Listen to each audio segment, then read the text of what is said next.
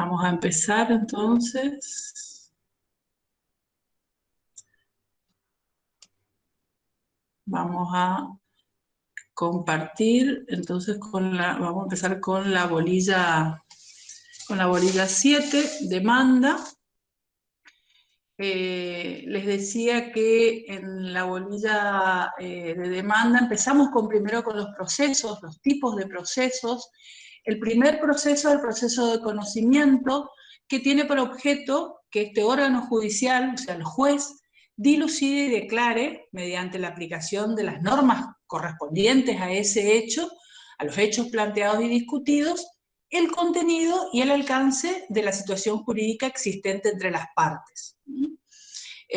Ustedes imagínense un accidente de tránsito donde vienen dos partes, actor y demandado, y el actor le dice que estaba estacionado en un semáforo y vino otro vehículo y lo embistió, pasó el semáforo en rojo, le ocasionó talos daños físicos, materiales. Entonces lo que va a hacer el juez es determinar, dilucidar, declarar, mediante la aplicación de normas del Código Civil que tengan que ver con la responsabilidad de este tipo de accidentes, y establezca el contenido y alcance de esa situación jurídica. O sea, le va a decir, bueno, usted, señor, le debe, en concepto de indemnización por daños y perjuicios, la suma de pesos tanto, le debe en concepto de daño físico, la suma de pesos tanto. Es el juez el que va a declarar ese contenido y alcance de esa situación jurídica existente. Su efecto es una declaración de certeza sobre la existencia o inexistencia del derecho reclamado por el actor. El juez va a hacer una declaración de certeza, va a decir, ¿corresponde o no corresponde lo que está pidiendo el actor? Lo cual requiere que el órgano decisor, o sea, del juez, una actividad cognoscitiva, una actividad de conocimiento, tendiente a valorar los elementos de juicio que las partes incorporaron al proceso mediante sus alegaciones y pruebas. Por eso es tan importante la demanda y la contestación de demanda. Todo lo que ustedes hayan manifestado en esta demanda, hayan ofrecido como prueba en esta demanda, va a ser de suma trascendencia para lo que el juez después tenga que decidir. No solo lo que aleguen, no solo lo que digan en su demanda y en su contestación de demanda, sino por sobre todas las cosas lo que prueben. Hay una incertidumbre jurídica inicial. Nadie sabe, el actor cuando entra en un proceso no sabe si va a ganar o perder. Nunca se sabe. Entonces, hay una incertidumbre jurídica en el inicio y que se disipa a través del contradictorio. ¿Qué sería el contradictorio? Le llamamos contradictorio cuando hay dos posturas contrapuestas. El actor dice que el fulano me chocó y me produjo el daño, y el demandado dice no, el otro venía a exceso de velocidad, no llegó a frenar a la esquina. O sea, lo que hace el juez es, en virtud de esa incertidumbre jurídica inicial, va a disiparla a través de un contradictorio, permitiéndole que tanto actor como demandado se presente, alegue lo que corresponde, diga lo que corresponde en base a sus afirmaciones y pruebe lo que corresponde. Ese es el contradictorio. Hay un actor y un demandado. El proceso tipo, dentro de los cuales el código denomina de conocimiento, es el proceso ordinario. Ese es el proceso típico de los de proceso de conocimiento. Y junto a él se encuentra el sumario y sumarísimo. El proceso de conocimiento, sus reglas son aplicables cuando la contienda no se encuentra sujeto a trámites específicos, o el juez está autorizado para imprimir los trámites correspondientes a otra clase de proceso. ¿Qué quiere decir esto? Que cuando no está establecido un proceso especial para determinada cuestión, se utiliza el proceso de conocimiento. Un proceso ejecutivo tiene un proceso especial establecido en el código. No es lo mismo un proceso ejecutivo que un proceso de conocimiento por un accidente de tránsito. Entonces, se aplican las reglas del proceso de conocimiento cuando esa contienda o ese proceso no se encuentra sujeta a un trámite específico. Por ejemplo, un ejecutivo. O el juez está autorizado a darle otra clase de proceso. ¿Cuál es la estructura de este proceso de conocimiento? Tiene 3 etapas. Una etapa introductoria, una etapa probatoria y una etapa decisoria. Bueno, ¿qué son los procesos de conocimientos? Son aquellos en los que el proceso sirve a que los hechos sean allegados al juez de la causa, quien resuelve sobre la existencia y modalidad y sobre cuya base dicta la norma jurídica. Individual, porque ¿qué quiere decir esto? Sobre esa base de esos hechos, el juez dicta una sentencia. Y a eso le llamamos nosotros norma jurídica individual, porque es para ese caso concreto. Y esto va a dirimir el conflicto con valor de cosa juzgada y es ejecutable. O sea, ¿qué quiere decir con valor de cosa juzgada? Es algo que si el juez ya sentenció así y quedó firme esa sentencia, ya no se puede volver a juzgar sobre la misma cuestión y hay que cumplir eso que dijo el juez. Profesora, sí. Le hago una pregunta. Sí. ¿Qué pasa cuando hay una demanda donde la persona que lo realiza, en realidad el hecho no está afectando un bien jurídico tutelado? No sé, supongamos que el vecino cortó un árbol, hizo algo en la vereda o algo que no, se vio ofendido esta otra persona, la otra parte. O sea, todas las demandas son contestadas. ¿Hasta dónde una demanda puede llegar en caso de que no esté afectando un bien jurídico, no esté lesionando nada que esté fuera de la ley? ¿Se entiende mi pregunta? Sí, te la entiendo. Pues rechaza Sí. la demanda, dice, no, esta demanda no existe. O sea, hablando así, puede ser que el juez diga, no, esta demanda es una tontería, esta demanda no tiene lugar porque es una soncera, no existe, no está dañando ni un bien jurídico, no está Sí, afectando. eso se llama un rechazo in limine, le dice se dice al respecto. Cuando es algo que a simple vista no hay una norma jurídica que establezca una protección a ese derecho afectado, cuando escapa de algo que sea legalmente establecido, entonces el juez puede hacer un rechazo in limine. La mayoría de los jueces, y incluyo a mi juez, que siempre desde el principio que empezamos a trabajar juntas me decía, yo no quiero el rechazo in limine. ¿Qué quiere decir rechazo in limine? Vos presentás tu demanda, vos sos actor. Vos presentás la demanda y el juez saca una resolución diciendo que no va a dar curso a la demanda por los fundamentos que sea, ya sea porque no es una norma jurídica tutelada, porque no es necesario entrar a un juicio para resolver eso, un juicio civil, que puede ir por mediación, por el motivo que sea, hace un rechazo in limine. En ese rechazo in limine, la otra parte nunca se enteró que el actor presentó una demanda en su contra. Nunca se enteró porque ahí murió con el rechazo in limine. Mi juez siempre me dijo, y tiene el criterio de que sustanciar cualquier presentación, por ahí nos plantean una nulidad de algo y vos ves que es una nulidad que no corresponde, que no va a tener cabida judicial, no va a haber una sentencia favorable, la juez igual dice que hay que darle el derecho a la otra parte a que se exprese y se presente a estar a derecho. Entonces, casi siempre, de acuerdo al criterio del juez, se sustancia con la otra parte, se corre traslado a la otra parte de esa presentación del actor.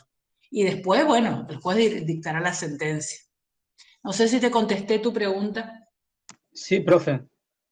Pero entonces el demandado nunca se entera cuando el juez rechaza de esa forma. Exacto. Cuando hay un rechazo in limine, el demandado nunca se entera, porque nunca llegó a ser demandado. O para ser demandado, el juez tiene que haber una demanda que el actor haya presentado, tiene que haber una providencia del juez que diga, téngase por iniciado, por presentado parte, por iniciada demanda de, y de la misma traslado a la contraria. Una vez que el juez ordenó el traslado a la contraria, ahí ya hay un contradictorio, como veníamos diciendo recién, y la otra parte se va a tener que presentar a estar a derecho. Si el juez de la demanda, la primera providencia le saca un rechazo in limine, listo. No hay otra parte, ¿me entienden? No es lo habitual, y es de acuerdo al criterio del juez, pero no es habitual que pase eso de un rechazo in limine. No es lo común. Bueno, seguimos. No existen limitaciones respecto de los hechos que pueden ser articulados. En el Código Procesal Civil, estas siglas que ustedes ven en la filmina, es el Código Procesal Civil y Comercial del Chaco. Establece un proceso de conocimiento típico, que son el sumario y el sumarísimo. Nosotros en el Código Procesal, después de la reforma del 2017, se sacó el proceso ordinario. Ese proceso ordinario quedó subsumido en el sumario. Entonces ahora tenemos proceso sumario, artículo 335 a 473 del Código Procesal Civil y Comercial del Chaco. Sí. Y sumarísimo me parecía que había muchas Cs, pero no está bien. Y proceso sumarísimo en el 474. El nuevo Código Procesal del Chaco suprime el proceso ordinario, como les dije, que con anterioridad cumplía las funciones actualmente atribuidas al sumario. Quedó reducido al sumario, ya no hay más ordinario. Hay sumario y sumarísimo. Bueno, pero como nosotros estamos en el Código Procesal de la Nación, seguimos con el proceso ordinario. Esto también está en el proyecto de reforma. Yo estoy haciendo ahora un curso con Arasi, con distintos Rojas, con distintos procesalistas que intervinieron en la reforma del Código Procesal Civil de la Nación. Y bueno, y estaban hablando el otro día de este tema, y también el proceso ordinario tiende a desaparecer, va a quedar sumario y sumarísimo. Pero bueno, por ahora ustedes sigan con cómo está. El proceso ordinario tiene una parte introductoria que comienza con la interposición de la demanda. Todos los requisitos de la demanda del artículo 330, que ahora más adelante vamos a ver. De cuál se debe correr traslado al demandado por el término de 15 días. Ese es el proceso ordinario. Puede prepararse a través de una diligencia preliminar, que ahora vamos a ver qué es la diligencia preliminar, está en el 323 del Código Procesal. En la contestación de demanda, el demandado deberá oponer excepciones de previo y especial pronunciamiento, así como las restantes excepciones y defensas. Cuando nosotros hablamos de excepciones de previo y especial pronunciamiento, son las excepciones que tienen que resolverse antes del dictado de la sentencia. Hay excepciones que el juez se plantea con la contestación de demanda, porque esa es la oportunidad procesal, pero las resuelve cuando va a dictar sentencia. Y hay excepciones que se plantean con la contestación de demanda, pero el juez no puede avanzar en el proceso si no las resuelve. Como por ejemplo, una incompetencia. Ustedes se imaginan que si contesta la demanda y plantea una incompetencia, no podemos esperar la sentencia para que resuelva la incompetencia. Porque la incompetencia lo que le está diciendo al juez es, señor juez, usted no es competente, mándele al juez de Buenos Aires que es el competente. Entonces, ese tipo de excepciones, que son de previo y especial pronunciamiento, se las resuelve una vez que se contesta la demanda y ustedes plantean la excepción, se la resuelven inmediatamente, no al momento de la sentencia. Además, puede deducir reconvención, de la cual se correrá traslado a la actora por el plazo de 15 días. Esta reconvención yo siempre digo que es como una contrademanda. Antes nosotros veíamos mucho en el proceso de divorcio la reconvención.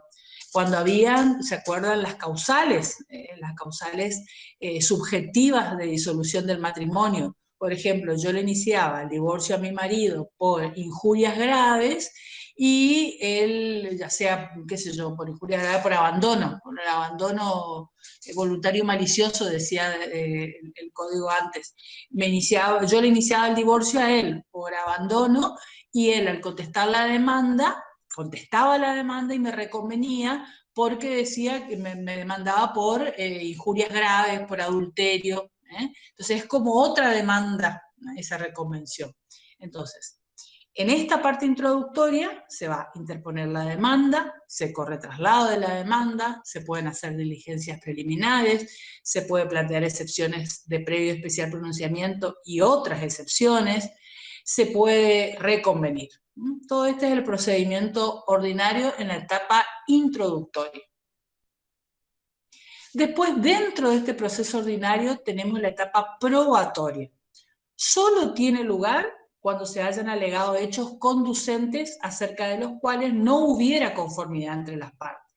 O sea, el actor me está diciendo que el demandado pasó el semáforo en rojo y el demandado se presenta y dice, no, yo no pasé el semáforo en rojo. Él pasó exceso de velocidad y no vio que el semáforo cambió. O sea, cuando hay hechos contradictorios, hechos que no hay conformidad entre las partes, una parte dice una cosa y la otra parte dice otra, en ese caso vamos a una etapa probatoria, cuando hay hechos que se contradicen. Artículo 359 del Código Procesal Civil. Previamente se celebra una audiencia en la cual se intenta la conciliación y resuelve las alegaciones acerca de la oposición a la apertura a prueba.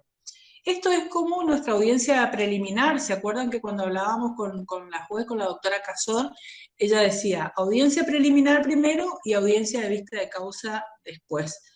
Y creo que en el medio de la charla ustedes le preguntaron, ¿y cuál es la diferencia entre la preliminar y la audiencia de vista de causa? En las dos se busca la conciliación, en las dos. En las dos el juez lo primero que intenta es la conciliación. Trata de avenir a las partes, se dice. Lo sienta a los dos y le dice, bueno, mire, la parte actora reclama que usted le chocó el auto, reclama una indemnización de tantos pesos. La parte demandada dice que no corresponde la indemnización porque no lo chocó. A ver, ¿hay una posibilidad de llegar a una conciliación? Sabiendo ya qué dice el actor y qué dice el demandado, hay una posibilidad, y el juez lo que hace es tratar de llevarlos a las partes a un acuerdo, tratar de inducirlos o tratar de avenirlos, dice el código, a una conciliación. Si no se logra eso y hay algún tipo de impugnación de las pruebas o alguna oposición a una prueba, después de la conciliación fallida porque no quisieron conciliar, el juez va a ver todo este tema de las pruebas. Puede ser que, qué sé yo, el demandado haya ofrecido un testigo que no correspondía, un testigo que era amigo íntimo, que no podía declarar o que estaba dentro de las excepciones, entonces, y la otra parte se opuso a ese testigo. Entonces, en este caso, después de no poder conciliar a las partes, el juez va a resolver, mejor dicho, estas oposiciones o estas impugnaciones de las pruebas ofrecidas por las partes. Después de eso, el juez fija los hechos sobre los que versará el proceso, va a determinar bien los hechos y que fueran ya ofrecidos por las partes en su demanda y contestación de demanda, fijando un plazo máximo de 40 días para que se produzcan esas pruebas. Profe, Todo esto, sí, perdón, te escucho. en esa parte, en la audiencia, ¿cómo se llama ese periodo donde el juez intenta la conciliación? ¿Cómo se llama ese periodo en el proceso? Ahí estamos en la parte probatoria ya. Viste que cuando nosotros hablamos del proceso ordinario, en la firmina anterior, acá, empezamos, a ver, pero en la anterior, ¿dónde era? Acá. Yo te ponía que el proceso de conocimiento, y el ordinario está dentro de uno de los procesos de conocimiento, tiene tres estructuras o tres etapas. Una etapa introductoria, contestación, demanda, una etapa probatoria, que ahí va la audiencia conciliatoria y todo lo que estamos hablando ahora, y la última etapa, que es la etapa decisoria. ¿A eso te referís? Claro, pero eso ocurre todo en una sola audiencia o en varias. No, a ver, en la etapa instructoria es cuando vos... No me estoy imaginando, Claro. ¿ocurre todo en un día, en una audiencia o es por etapa? Mira, la etapa instructoria vos lo haces, presentás la demanda, sale el expediente con la providencia que el juez corre traslado a la parte demandada de esa presentación inicial, el demandado se presenta, contesta la demanda, si hay algún tipo de reconvención se hacen los traslados.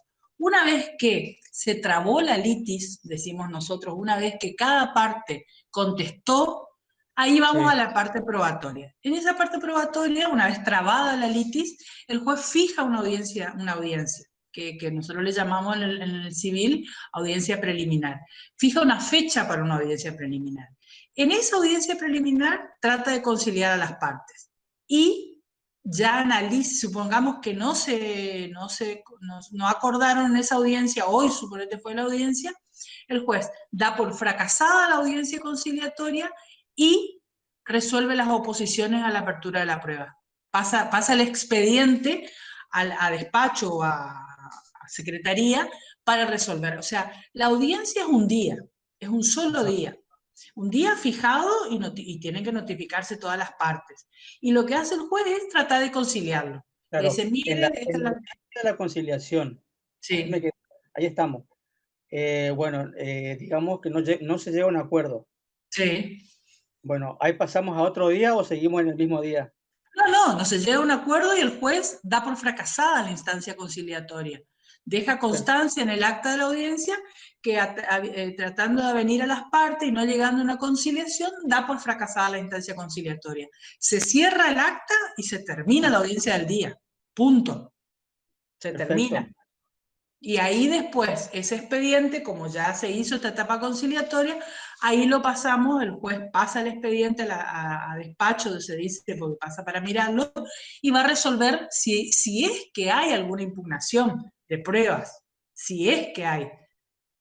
Pero eso lo sí. resuelve ya fuera de la audiencia, Fuera de la audiencia. fuera de la audiencia, fuera de la audiencia. La audiencia es a los simples fines conciliatorios. ¿Acuerdan o no acuerdan? Es más, nos ha pasado caso antes de toda esta reforma, que yo salí y le preguntaba, ¿hay alguna posibilidad que lleguen a un acuerdo? No vamos a llegar a ningún acuerdo. Da por fracasada nomás la instancia, no queremos. A veces pasan y hablan con la juez. Pasan y cada uno le manifiesta su postura, el juez trata de venirlos, trata de que cada uno ceda un poco de algo, y otras veces que ya saben de antemano, porque los abogados estuvieron hablando de que las posiciones son totalmente contrapuestas y que no van a conciliar. Entonces ya nos avisan a nosotros, miren, no van a conciliar. Bueno, doctores, quieren que le hagamos un acta nomás de que ustedes no van a llegar a un acuerdo y se firma un acta y se van. Pero hay otras partes que quieren pasar a hablar con el juez y por ahí concilian. O pasan a un cuarto intermedio, también nos ha pasado que estás en la audiencia y empiezan a hablar, porque a veces con la presencia del juez ahí adelante, como que las partes se sienten más protegidas o quizás, no sé, con otra intencionalidad y empiezan a charlar. Entonces a veces hay algunos puntos que están de acuerdo y otros que están negociando. Entonces el juez lo que hace es dejar constancia que estuvieron presentes en la audiencia conciliatoria y que pasan a un cuarto intermedio para dentro de 15 días, por ejemplo, o dentro de una semana. Entonces Ah, dicen, bueno, hoy es 30, bueno, el 10 de julio a las 9 horas nos volvemos a encontrar para cerrar estos puntos. O sea, está esa posibilidad también de pasar a un cuarto intermedio. Pero esa audiencia es simplemente conciliatoria. perfecto. ¿Mm? Ya está. Esta audiencia no es la misma que nosotros tenemos en el Código Procesal del Chaco que estaba hablando la doctora Casor el otro día, no es la misma. Esta es una audiencia simplemente de conciliación. La que nosotros tenemos en el Código del Chaco es una audiencia preliminar. Ahí el juez ya, primero trata de conciliar. No hay conciliación, va a ver qué pruebas hay. Y va diciendo, bueno, me presentaste 15 testigos. No podés presentarme 15 testigos. Vamos a ver cuáles son los testigos pertinentes. ¿Qué querés probar? Entonces, si vos me decís, bueno, no, pero de los 15, 5 me dicen tal cosa, 5 me pueden probar otra cosa. Entonces, en esa audiencia en esa audiencia preliminar, primero se concilia y después se ve la pertinencia de las pruebas. Y el juez ahí ya sale con la orden de qué pruebas se van a producir de esa audiencia preliminar. Ya dice, bueno, no, 15 testigos no va, 5 nada más, bueno, listo, van a venir, elija 5, van a venir tal. Qué sé yo, una prueba al Banco del Chaco o una prueba a migraciones para ver si se fue de vacaciones en enero. ¿Qué querés probar con eso?, le dice el juez. Si acá lo que estamos viendo es alimento para los hijos menores de edad. Entonces, eso hace el juez en esa audiencia preliminar, hace una valoración de las pruebas y una depuración de las pruebas. Esto hoy en el proceso nacional, en el Código Procesal Civil de la Nación, no existe. No hay esto. No hay, así como funciona en el Chaco, no hay. Pero es lo que se viene, chicos. Es lo que se viene. ¿Se entendió ahí? Sí, profe. Vale. Entonces seguimos. El juez fija los hechos sobre los que versará el proceso y que fuera ya ofrecido por las partes y fija un plazo máximo de 40 días para que se produzcan las pruebas, 40 días hábiles, para que en ese periodo se produzcan las pruebas, ustedes libren oficio, hagan todas las partes probatorias que necesitan. Vencido ese plazo de 40 días y agregada todas las pruebas producidas, a veces no están en 40 días hábiles, entonces no es necesario pedir prórroga, pero hay que activar las pruebas. Ustedes no tienen que dormirse en la producción de la prueba de estos 40 días. Ustedes tienen que activarla. Mandaron oficio al Instituto de Vivienda, el Instituto de Vivienda no le contestó, antes de que venza este plazo, piden un reiteratorio. Porque si ustedes mandaron, nunca le contestaron y tampoco activaron su prueba, por ahí pueden tener problemas con esa prueba. Entonces, dentro de estos 40 días, una vez que vence el plazo, se agregan las pruebas producidas. Si están todas las pruebas, supongamos que en el mejor de los casos ya vinieron los oficios, ya están todas las pruebas, las partes pueden presentar sus alegatos sobre el mérito de esas pruebas. El secretario pasa el expediente a despacho, o sea, pasa el expediente al juez, y se llama a autos para dictar sentencia. Y ahí empieza la tercera etapa, que es la etapa decisoria. Comienza con la providencia de llamamiento de autos para sentencia. Sale una providencia así, sencillita, atento a las constancias de auto, llámese, o atento a las constancias de la causa, llámese a autos para dictar sentencia. Eso quiere decir que el expediente va a pasar al despacho de la juez, o del secretario relator, mejor dicho, para dictar la sentencia. Cuando ustedes dicen, está con llamamiento de autos mi expediente, es que está adentro del juzgado y se está haciendo la sentencia. Eso significa llamamiento de autos para sentencia. Eso es un término que ustedes tienen que memorizarlo, porque por ahí ustedes van a ir a preguntar a la mesa de entrada, quiero saber sobre mi expediente, hace rato no sale, y el jefe de mesa de entrada o el personal de mesa de entrada le dice, doctor, está con llamamiento de autos para sentencia. O sea, está dentro, el secretario relator va poniendo por cargo, por fecha, y van a ir saliendo la sentencia. O sea, supongamos un expediente que quedó con llamamiento el 5 de junio, y ese va a salir antes que otro que se llamó auto para sentencia antes del que sea el 10, por ejemplo. Entonces, va por cargo. Se llama autos y el secretario va por cargo haciendo la sentencia, pasándola al despacho de la juez para que las mire. Siempre el juez trabaja con un secretario relator, que es el que le arma la sentencia, pero obviamente bajo las directivas del juez. Bueno, ahí queda cerrada la discusión. No se pueden presentar más escritos, ni producirse pruebas, salvo las dispuestas por el juez. Nos ha pasado casos que está con llamamiento de auto, ustedes ya no pueden presentar más escritos, no pueden decir, quiero ver el expediente, o no sé, quiero constituir domicilio legal nuevo.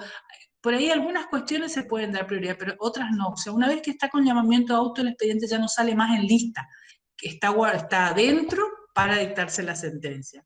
Salvo que el juez, y nos ha pasado casos que el juez está por dictar sentencia y ve que le falta alguna prueba que es trascendente para el dictado de la sentencia, para que él llegue a una sentencia en virtud de su sana crítica. Entonces, deja sin efecto el llamamiento de autos, sale a despacho, sale en lista el expediente, diciendo, advertido en este estado que existe un oficio a tal lugar a los fines de recabar tal información, déjese sin efecto el llamamiento de auto y líbrese el recaudo ordenado. Entonces, hay casos muy puntuales, pero que tiene la facultad el juez, en virtud de este artículo 36, inciso 2, de dejar sin efecto el llamamiento, pedir esa prueba y una vez que venga esa prueba, volver a llamar a autos para sentencia. Bueno, el juez debe dictar sentencia dentro de los 40 días desde que quedó firme el llamamiento de autos.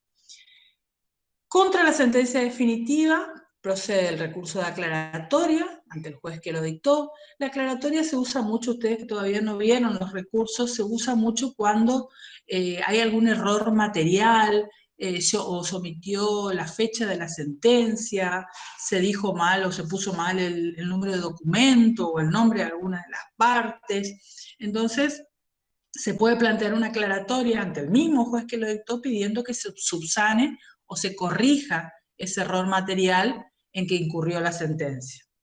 Eso está establecido en el 166, inciso 2.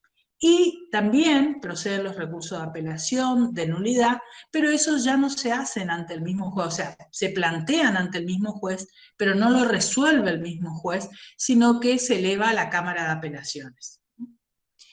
En la hipótesis de no mediar hechos controvertidos, como habíamos dicho al principio, y que por eso se abría la causa prueba, debe el juez en la audiencia de conciliación declarar la cuestión como de puro derecho y resolver. O sea, no hay elementos contradictorios, no hay cosas que tengan que producirse pruebas. Entonces, el juez lo que hace es decir, bueno, una parte dice una cosa, otra parte dice otra, pero con las pruebas que yo tengo, yo ya puedo dictar sentencia. Entonces, ahí declara la cuestión de puro derecho y puede resolver. No sé, a ver, quiero darle algún ejemplo, pero cuando de las pruebas ya surge lo que necesita el juez para dictar sentencia. No va a pedir, no es necesario testimoniales, no es necesario pedir un oficio a algún lado, no es necesario declaración de partes. Con lo que cada una de las partes ofreció, ya el juez puede dictar sentencia. Entonces ahí declara la cuestión de puro derecho y resuelve directamente. Bueno, y ahí el juicio queda para dictar sentencia, como les dije. Todo ese es el proceso ordinario. El proceso sumario tiene las mismas etapas, pero con algunas variantes. Estas tres etapas que hablamos al principio, introductoria, probatoria y decisoria, tienen las mismas etapas, pero con algunas variantes en cuanto a los plazos, más que nada son las variantes. Por eso ahora nuestro código quedó subsumido en el sumario. El proceso sumario tiene una etapa introductoria, que el plazo para contestar la demanda es de 10 días, acuérdense que en el otro era de 15 días, acá es de 10 días. La prueba debe ofrecerse en el escrito de demanda, reconvención y contestación de ambas partes, y las excepciones previas con la contestación de demanda. Esto todo es igual, eso no es distinto al ordinario, es exactamente igual. En la parte probatoria, el juez fija el plazo de periodo probatorio, transcurrido el mismo, las partes alegan. Esto también es igual. Y lo que cambia acá es la parte decisoria, que el plazo para dictar la sentencia, el plazo que tiene el juez, es de 30 días. El otro tenía 40, por eso es un plazo más abreviado. La estructura es la misma, se abrevian los plazos, nada más. Y el proceso sumarísimo, más abreviado todavía los plazos, con las mismas reglas que el ordinario, pero no son admisibles. En este caso hay una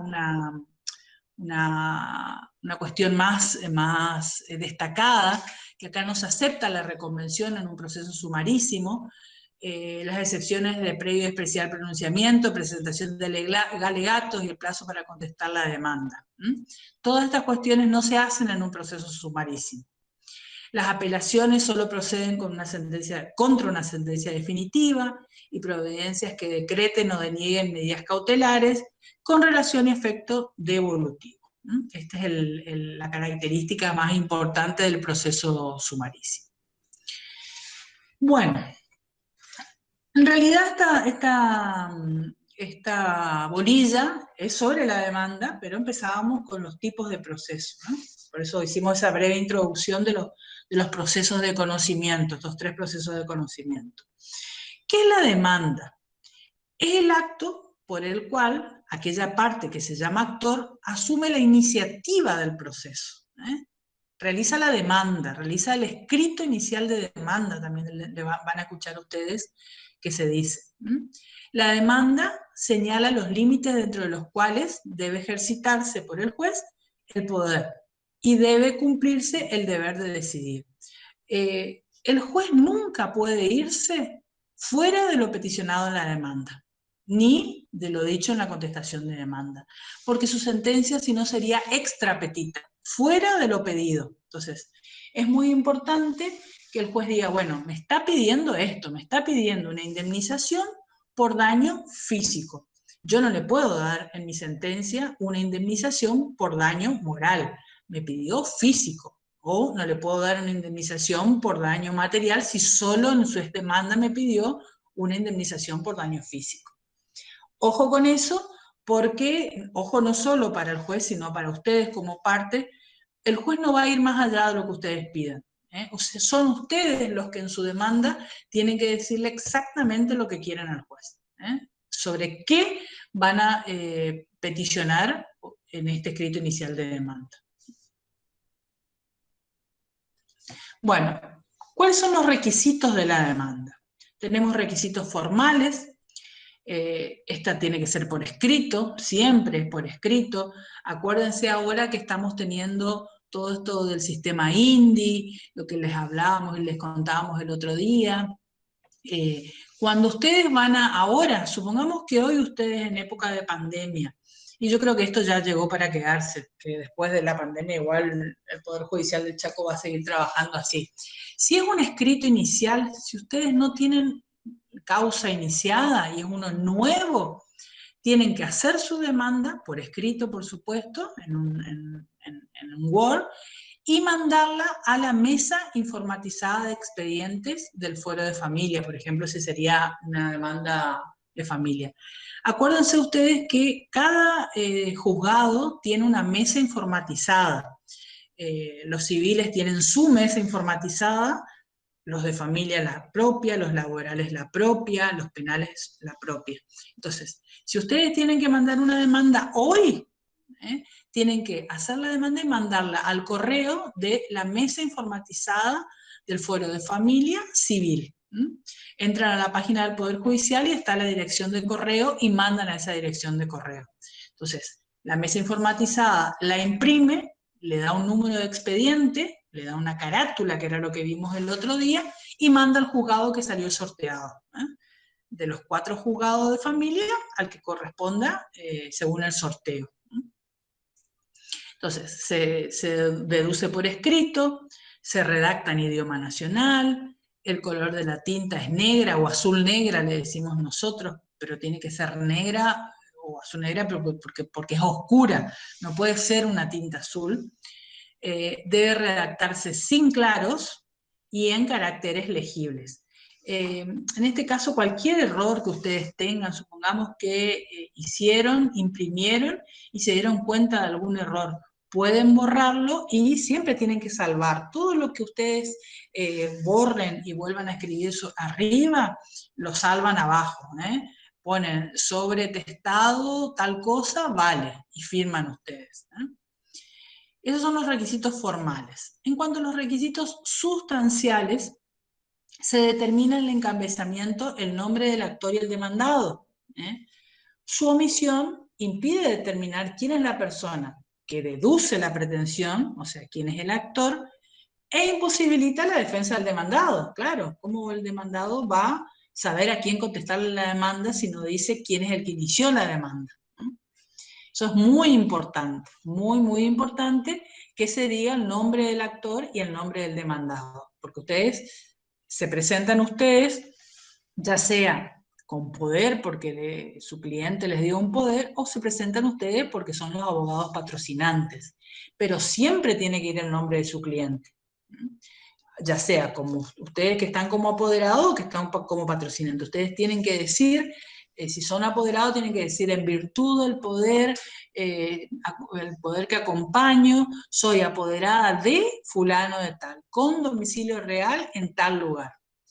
En cambio, si son patrocinantes, el encabezado va a ser supongamos que ustedes me están patrocinando a mí, Sandra Barros, por derecho propio, con el patrocinio letrado del doctor fulano de tal, constituyendo domicilio real, constituyendo domicilio legal, denunciando real y constituyendo legal, así sería lo correcto. Entonces ahí va el encabezado de quién es la parte actora. Eso no se tiene que olvidar nunca, porque después el demandado tiene que contestar la demanda y tiene que saber quién es, sobre quién o quién es el que inició esta pretensión para poder defenderse, ejercer su derecho de defensa, que es constitucional. Bueno, deben informar el domicilio real, el domicilio procesal, el domicilio informático del actor y demandado. ¿Se acuerdan que nosotros le comentábamos, creo que el otro día con la doctora Olga Salón, le decíamos que el abogado tiene una dirección de correo informático que le proporciona el Superior Tribunal de Justicia, que no es un correo particular, es un correo oficial del abogado. No es el mismo que Hotmail o Gmail que nosotros podamos tener, es otro que le proporciona el Poder Judicial. Entonces ustedes tienen que informar el domicilio real de su cliente, constituir domicilio procesal, que es el de su estudio jurídico, e informar el domicilio informático o el domicilio electrónico que ustedes tienen. Se debe aclarar la representación en que actúa y debe firmarse con todos los interesados.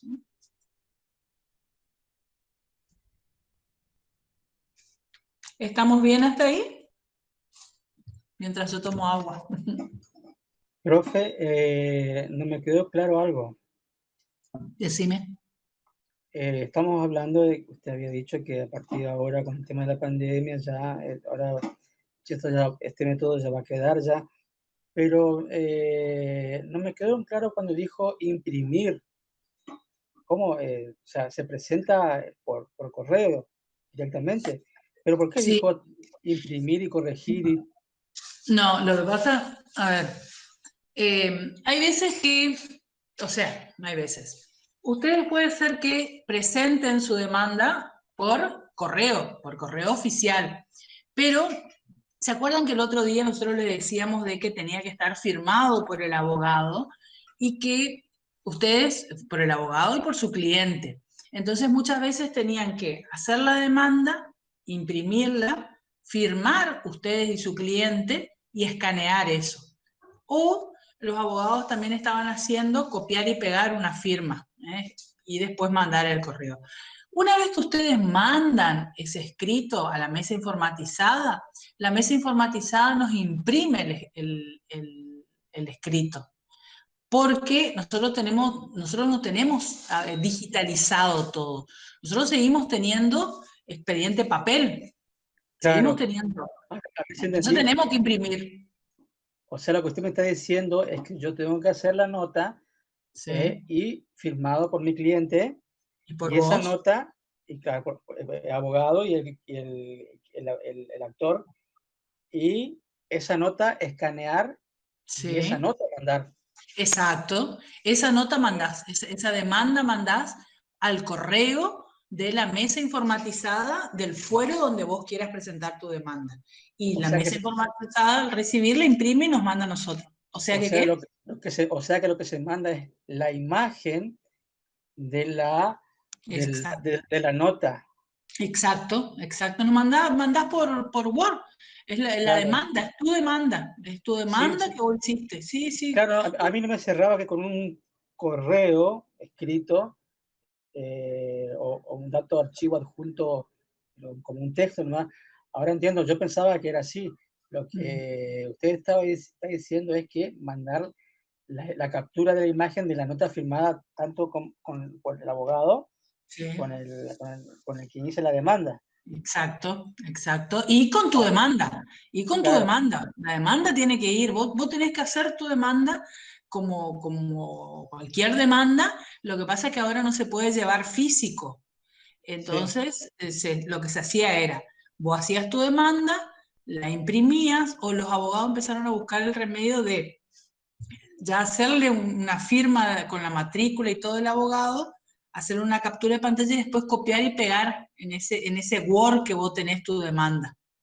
Porque si no era hacer tu demanda, imprimir, firmar, escanear y mandar. En cambio, te salteabas un paso si vos hacías tu demanda y tenías en un archivo ya tu firma, con tu sello.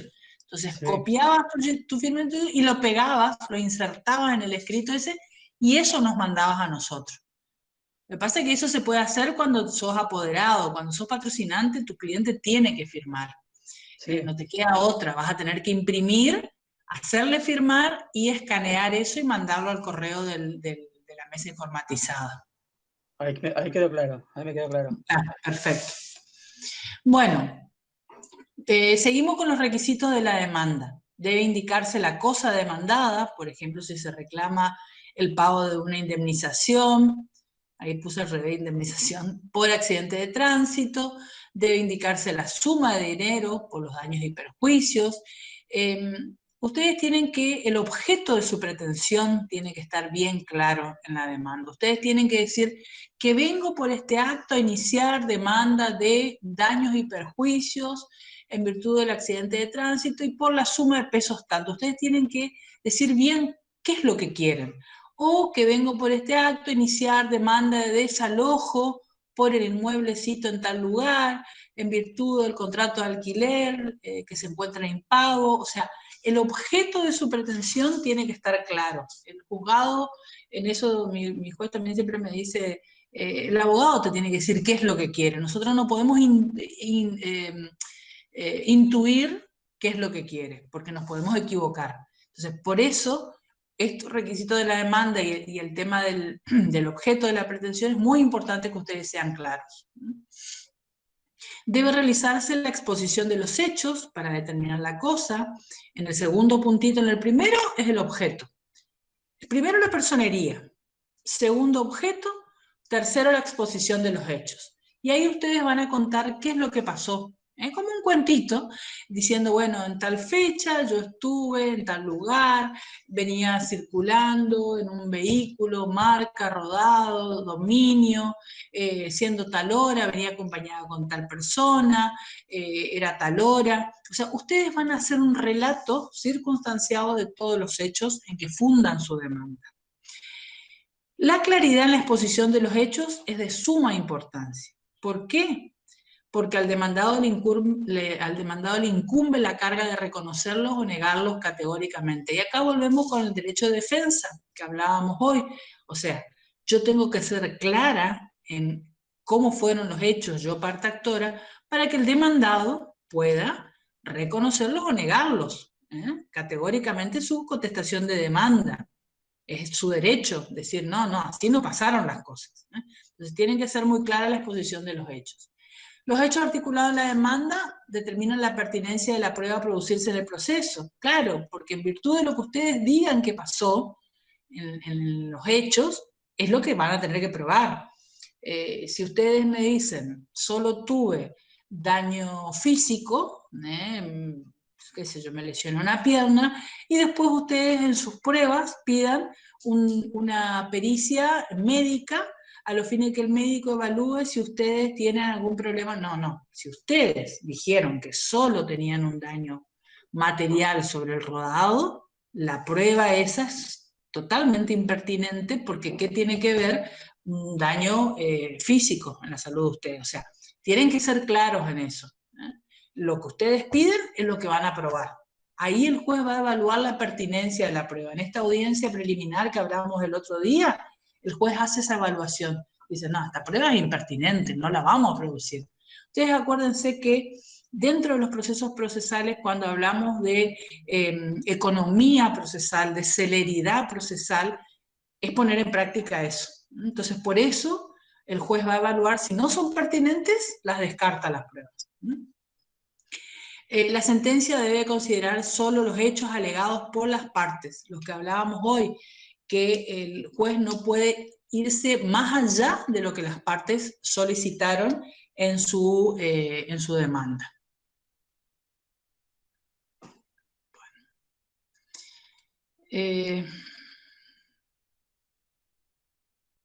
Vamos a avanzar en los efectos jurídicos con la presentación y con la notificación, y ahí vamos a dejar para la próxima clase. Bueno, en cuanto a los efectos jurídicos de la demanda, una vez que ustedes presentan la demanda, hay efectos sustanciales y efectos procesales. ¿Cuál es el efecto que se produce con la presentación de la demanda? En cuanto a los efectos sustanciales, la extinción por caducidad en caso de no demandarse. Por ejemplo, se extingue la posibilidad de mantener la medida cautelar si no se demanda dentro de los 10 días de la traba. O sea, ustedes hicieron con la presentación de demanda, evitaron la caducidad. Tenían que presentar esa demanda porque si no, en las medidas cautelares, si ustedes no presentan la principal dentro de los 10 días, le cae la cautelar. Entonces, lo que hacen es la extinción de esa caducidad en caso de no presentar la demanda. La presentación de la demanda interrumpe el curso de la prescripción. En cuanto a los efectos procesales, a partir de la presentación es posible la declaración de caducidad de la instancia, fija respecto de la parte demandante la competencia del juez, incluyendo la prórroga, o sea, una vez que ustedes presentaron la demanda, se va a saber quién es el juez que va a intervenir en el proceso, determina la competencia, salvo que haya alguna prórroga de competencia, pero en principio determina la competencia. La presentación de la demanda en que no se recusa sin causa determina la preclusión de la posibilidad de hacerlo, o sea, si no lo hicieron en ese momento, si no, en ese momento no recusaron al juez, ya después no lo pueden hacer, precluyó su posibilidad de hacerlo. Y los efectos jurídicos de la demanda con la notificación de la demanda, en cuanto a los efectos sustanciales, constituyen mora al demandado, quien es desde ese entonces un deudor de los intereses. O sea, ustedes iniciaron una demanda de daño y perjuicios y con la notificación de la demanda, y si después salió una sentencia favorable, se va a tener en cuenta los intereses. El poseedor de buena fe es condenado a la restitución de la cosa, es responsable de esos frutos que percibió con la notificación de la demanda. En cuanto a los efectos procesales, el actor no puede desistir de la acción sin la conformidad del demandado. Una vez que ya se notificó la demanda, este desistimiento hay que sustanciarlo con el demandado. No puede desistir el actor porque sí, cuando ya está notificada la demanda. El demandado asume la carga procesal de defenderse y la facultad de promover por su cuenta el impulso del proceso. No obstante, la inactividad del actor, pudiendo oponerse al desistimiento de la acción formulada por el actor. O sea, una vez que me notifican a mí de la demanda, yo tengo la carga de defenderme y tengo la facultad de impulsar el proceso. Ya no le corresponde solo al actor, corresponde a ambas partes. No obstante que el actor, supongamos que dejó el proceso y no está haciendo nada. Al demandado también le incumbe la carga procesal de activar el proceso. Y se puede oponer al desistimiento del actor, porque ya está notificado de la demanda. Si no está notificado de la demanda, no hay demandado, entonces el actor desiste de la acción y el juez no tiene problema. Pero en cambio, cuando ya está notificada la demanda, si el demandado se opone a ese desistimiento del actor, el juez no hace lugar y va a tener que continuar con la demanda. Entonces ahí también hay una variante. Autoriza a oponer excepciones de litispendencia, claro, porque ahí a mí me notifican la demanda y yo digo, no, pero ya hay una demanda de divorcio, ya tenemos iniciada en Buenos Aires una demanda de divorcio. Entonces, yo puedo plantear una excepción de litispendencia, yo demandada puedo plantear una excepción de litispendencia, es decir, hay un proceso pendiente, en trámite. Estas son las posibilidades. Y en cuanto a la agregación de la prueba documental, el artículo 333, con la demanda, la reconvención y contestación de ambas, deberá acompañarse toda la prueba documental y ofrecerse todas las demás pruebas que las partes intenten valer. Ahí es la oportunidad procesal. Esto vimos también con la doctora Casole, ella les mencionó cuando estuvo en la charla. Esa es la oportunidad para que ustedes ofrezcan toda la prueba documental que consideren pertinente. Cuando la prueba documental no estuviera a disposición de la parte, o sea, ustedes no cuentan con esa prueba documental, con una partida de nacimiento, qué sé yo, con un título de propiedad, no está a mi disposición para presentarla, la parte interesada debe individualizarla, indicando el contenido, el lugar, el archivo, la oficina pública o persona en cuyo poder se encuentra. Hay que individualizar para pedir esa prueba, ¿eh? Supongamos que yo sé que es una prueba que le puedo pedir al registro de la propiedad automotor. Entonces, esa prueba tengo que individualizarla. Esperen un segundo. Me estaba quedando sin batería. Esa prueba la tengo que individualizar en mi demanda y decir, bueno, solicito que ese libre oficio, el registro de la propiedad automotora, a los fines de que remita una copia de informe de dominio de tal rodado. Entonces tengo que individualizarla, tengo que decirla en mi demanda o contestación de demanda. Si se trata de prueba documental oportunamente ofrecida, los letrados patrocinantes, una vez interpuesta la demanda, podrán requerir directamente a las entidades privadas, sin necesidad de petición judicial y mediante oficio, el envío de la pertinente documentación o de su copia autenticada. O sea, una vez que ustedes ofrecieron la prueba, hay pruebas que no necesitan que el juez ordene la producción.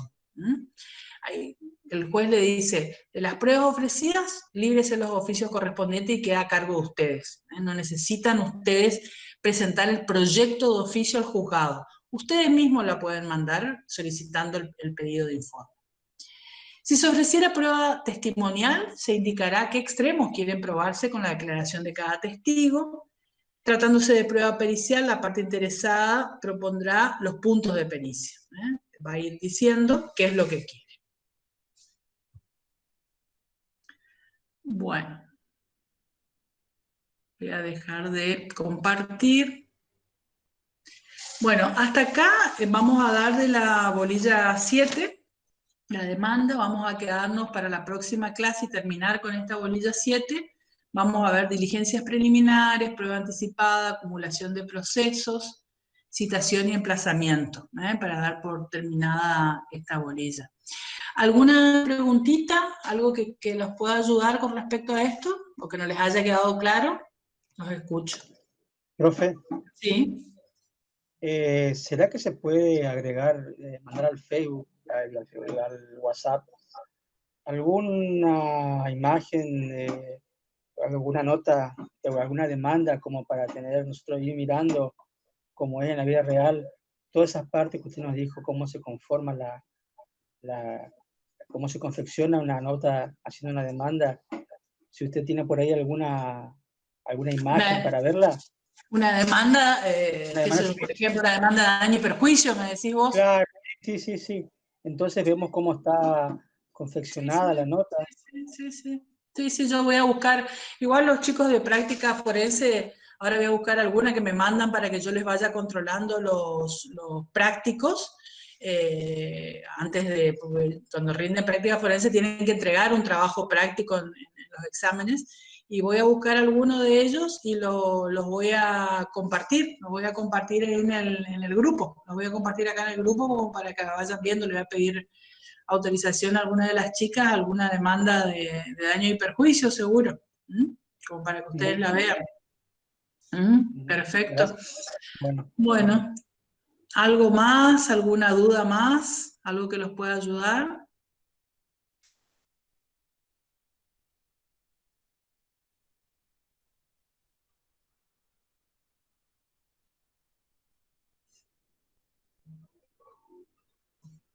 No, profe, ninguna. ¿Estuvo claro? ¿Lo entendieron? Léanlo. Ustedes saben que yo siempre les digo que yo doy un pantallazo, ustedes vuelvan a leerlo, y si le alguna duda, la clase que viene terminamos con esta bolilla. Fíjense si pueden hacer un repaso estos días de a ver qué hay, porque después nos tomamos un receso. Profe, así que, sí, te escucho. ¿Esta grabación también la va a compartir? La voy a compartir. Lo que pasa es que por ahí tarda un poquito el otro día porque el doctor Camargo la baja y la edita.